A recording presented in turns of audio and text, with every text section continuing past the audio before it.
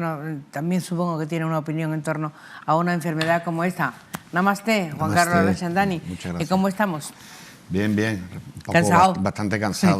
¿Cansado porque has llegado cuándo? Pues mira, he estado 3 días en Frankfurt, en Alemania, donde estuve oficiando una boda y atendiendo una festividad. ¿Es verdad que nos anunciaste que ibas a hacer una boda una festividad muy importante, que es el Mahashivaratri, que es una festividad que se celebra de noche y de vigilia. Me acosté a las 4:30 de la mañana, me levanté a las 7:30 para ir al aeropuerto. Lo curioso es que a las 4:30 de la tarde yo ya estaba en Málaga, España. Y desde Málaga a Ceuta he tardado 8 horas en llegar. No entre autobús y barco. Está bien, está y bien. las esperas. Llegué ayer a las 12 de la noche. Bueno. O sea que... relajadito, ¿no? Sí, sí, la verdad. He tardado 15 horas. Cuando voy a la India son 7. Entonces, la verdad que estoy un poco agotado, pero muy feliz de estar de nuevo en casa y de que esta tarde pues presentamos el libro, ¿no? Te decía yo antes que supongo que también tendrás una opinión con respecto a esta enfermedad que nos machaca a todos, porque como nunca sabe uno a quién le va a tocar. Exactamente. La enfermedad...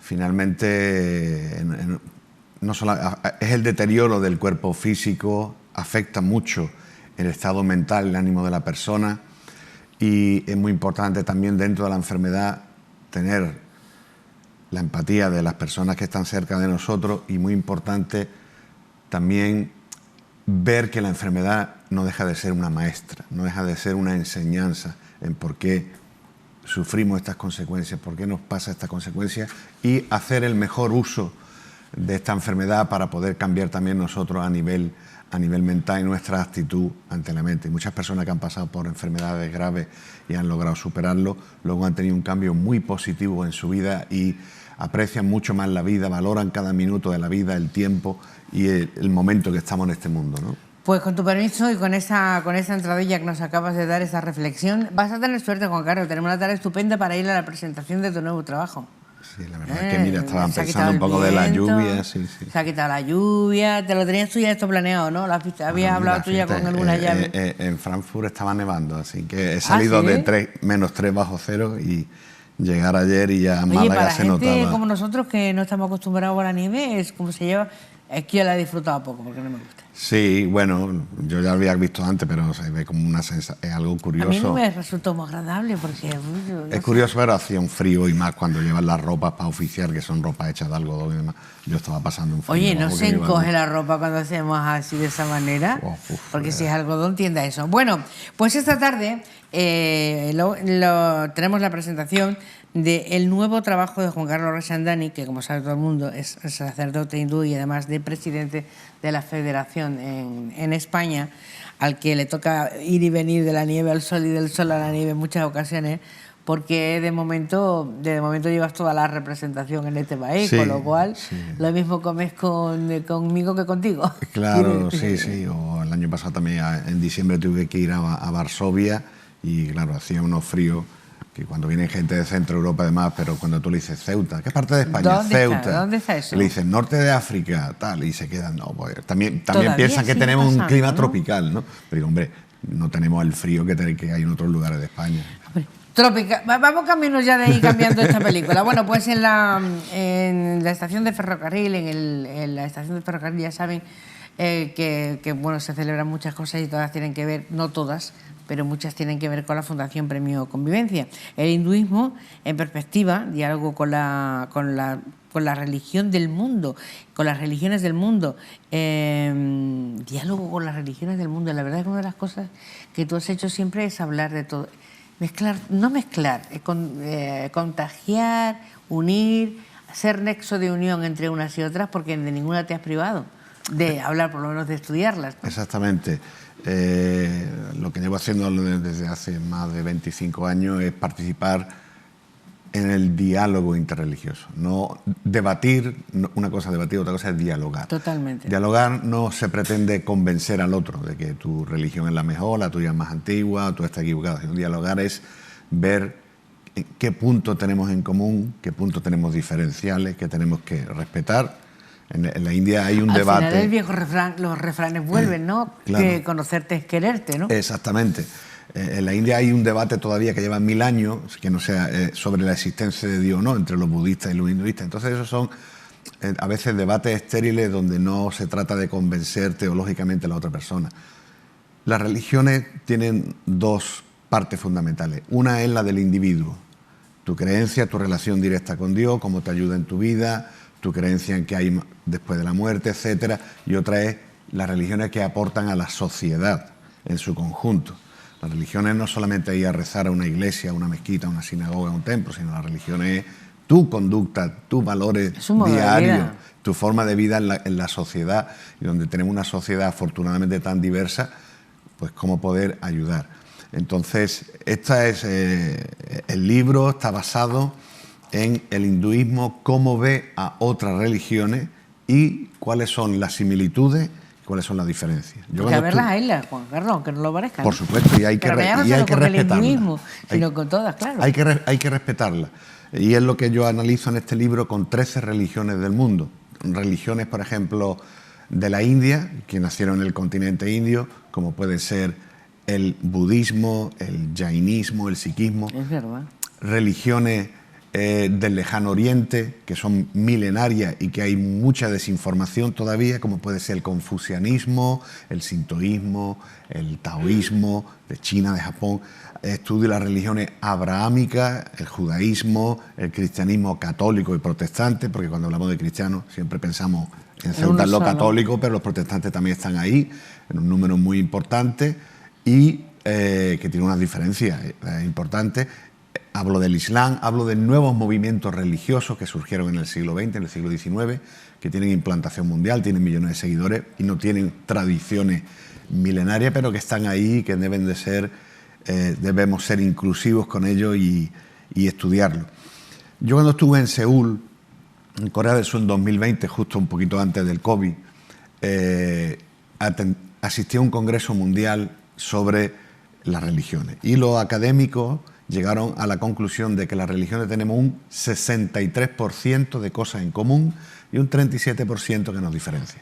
Nos centramos más en ese 37% totalmente, además, que en el 63%. Siempre estamos hablando de lo que nos diferencia, no de lo que nos une, ¿no?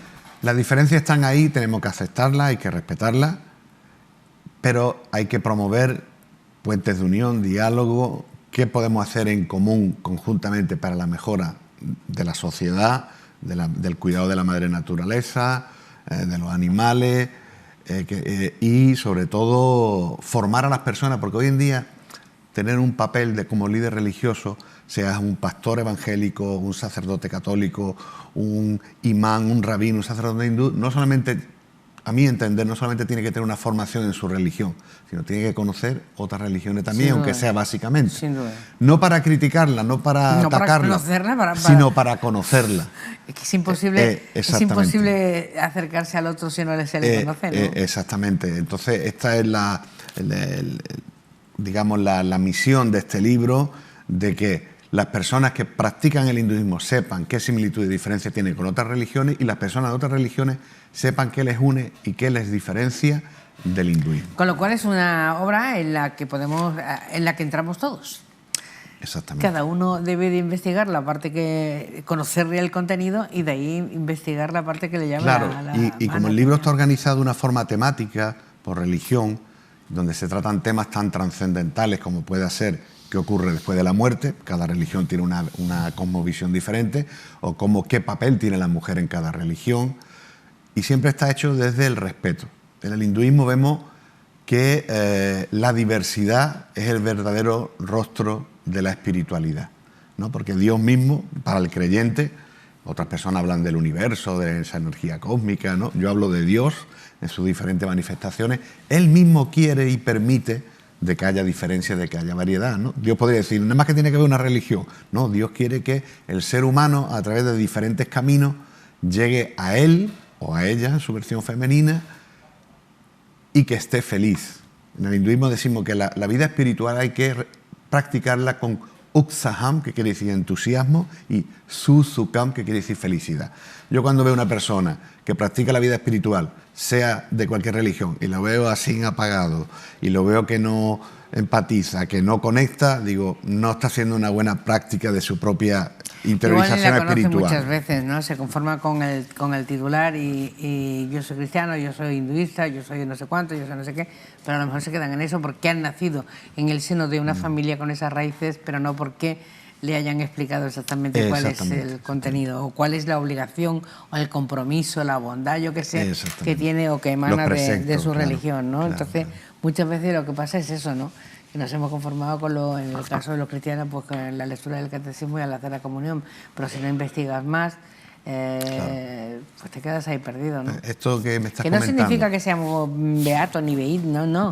Significa conocernos un poco. Claro, saber de dónde vamos, de dónde venimos y a dónde vamos, y si queremos seguir por esa vía. Claro, siempre todas las tradiciones religiosas, o la mayoría, también lo explico en este libro, tiene un clero, tiene unas personas que se dedican exclusivamente a estudiar y compartir, predicar esa espiritualidad, pero luego los fieles también se tienen que preocupar de tener al menos una enseñanza básica y comprender, por ejemplo, los ritos de paso, o en el cristianismo los sacramentos, la comunión, el matrimonio, claro, cuáles son los significados realmente, qué es lo que lleva, a qué nos lleva. Porque están marcados, ¿eh? Te bautizas, hacer la comunión, te confirmas, quiero decir, está todo, hay plazos de tiempo para madurar si quieres o no. Claro, en el hinduismo también tenemos samskara, que son los ritos de paso, nacimiento, tenemos unos rituales con similitudes como puede ser la primera comunión, el rito del matrimonio, el rito funerario. Muchas veces la gente lo practica de una forma ya robótica. Esto es lo que toca. Y no entiende realmente. Tienes 10 años, tienes que hacer esto, tienes no sé cuánto, y no es esto. Yo que oficio muchísimas bodas hindúes a lo largo del año, la primera pregunta que te hacen los novios cuando contactan conmigo es ¿cuánto va a durar la boda? O sea, no me preguntan el contenido ni cuál es la secuencia, cuánto dura. Y lo que quieren es que sea lo más corta posible. Entonces, tienes que hacer pedagogía y decir, mira, esto se hace por esto es por esto. Para que la gente sepa separar que no es superstición. No estáis solo legalizando una fusión de cuerpos, por decirlo de alguna manera. Estás casando ante Dios y también tú tienes, digamos, vais a ser los custodios de la enseñanza de vuestros hijos y de continuar con la transmisión espiritual, pero muchas veces la gente se queda en el rito. Total, absolutamente. ¿No? Si tú coges la palabra espiritual y le quitas la espi, se queda solo el ritual. Entonces, si el ritual carece de espíritu, carece de sentido. Por eso todo ritual debe ser hecho con amor y devoción por el oficiante y ser recibido con una conciencia clara por la persona que va a recibir ese sacramento. La verdad es que la religión nos marca una pauta un poco más lenta, ¿no?, de lo que es la vida. Nos la marca, pero no la seguimos. Hemos superpuesto la bulla, la prisa, la ansiedad, la historia, y los otros son trámites a cubrir, ¿no? Y eso no nos hace ganar nada, porque no significa ni que seas ni buen ni hindú, ni mal cristiano, no, se trata de que no estás disfrutando de aquello que se supone que es tuyo, ¿no? Claro, y muy importante la interiorización de tu práctica espiritual, ¿no? Los edificios religiosos, los lugares de culto, sea una iglesia, una mezquita, una sinagoga, un templo, todas las variedades que hay, ayudan a que se unan las personas, las comunidades, que empaticen. Yo a veces incluso se frivoliza, se socializa, pero es más un acto de ir, recogimiento y asistir a un culto público. Pero finalmente es el ser humano, la propia persona, la que tiene que interiorizar su espiritualidad. Sin lugar a dudas. Es que además está para eso, porque estás en el lugar en el que puedes manifestar lo que sientes.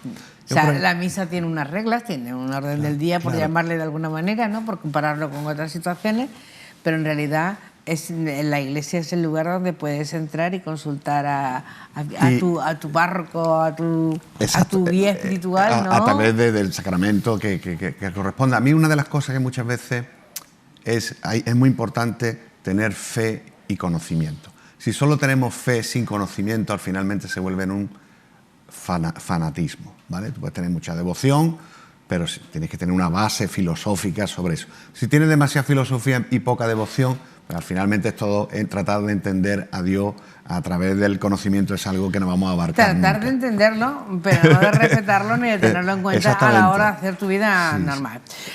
Como has puesto en diálogo, en este trabajo has puesto en diálogo a las religiones del mundo, ¿cuántas religiones contemplas? Pues mira, en este libro hablo de 13 religiones, ¿no?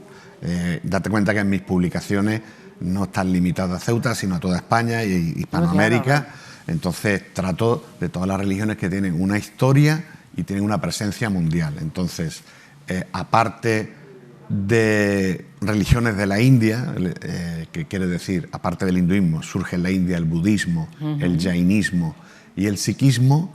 Luego hablo de las religiones de Oriente, como te comenté, sintoísmo, confucianismo, de China a Japón, las religiones abrahámicas, judaísmo, islam, cristianismo en su vertiente católica y protestante, analizo las dos, y luego nuevos movimientos religiosos como la fe Bahá'í, que surge en el siglo XIX, hablo de la Iglesia de la Unificación, que surge en los años 60 del siglo XX, para ser inclusivo con todas las formas de pensamiento. Pues esta tarde a las 7 en la estación de ferrocarril, en el Centro Cultural Estación de Ferrocarril, Juan Carlos Rashandani les espera para presentar este trabajo del que hemos hablado un poco, pero habrá que investigar un poco más. Juan Carlos, un auténtico placer, como siempre. Pues, muchas gracias. Mira, te he traído un ejemplar, va a ser la primera persona que va a tener un ejemplar físico del libro, para que lo leas. Y de paso también, pues bueno, invitar a todos los ceutíes que quieran pasar una... Estamos ahora en una época de celebraciones, como comenté ayer, celebramos Mahashivaratri, una de las principales festividades del hinduismo. Vamos a empezar con el Ramadán, vamos a empezar con el miércoles de ceniza, y es un buen momento para celebrar. De interiorizar. Pues